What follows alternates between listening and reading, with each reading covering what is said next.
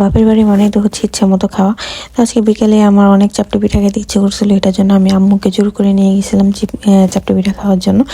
তো এই তো হচ্ছে আমি, আমার ছেলে, আমার আম্মু চলে যাচ্ছিলাম মেন রাস্তায় চাপটি পিঠা খাওয়ার। চাপটি পিঠাও খেলাম, আর হচ্ছে কীভাবে চাপটি পিঠা বানাই এটাও দেখলাম। আর আমি হচ্ছে একটা জিনিস খাইতে গেলে আমার অনেক জিনিস খাইতে ইচ্ছা করে, এটা সেটা মানে মনে হয় আমি সব খেয়ে ফেলি। তো তারপরে হচ্ছে বাসায় নিয়ে আসছিলাম চিতই পিঠা আর ভাপা পিঠা। তারপরে যে আমি ভাপা পিঠাটা খেয়ে নিচ্ছিলাম। তারপরে আবার আনছিলাম হচ্ছে তুন্দুল রুটি, ছিল মাছের তরকারি। এখন শীতের সবজি দিয়ে মাছের তরকারি রান্না করলে এটা দিয়ে রুটি টুটি অনেক ভালো লাগে আর কি।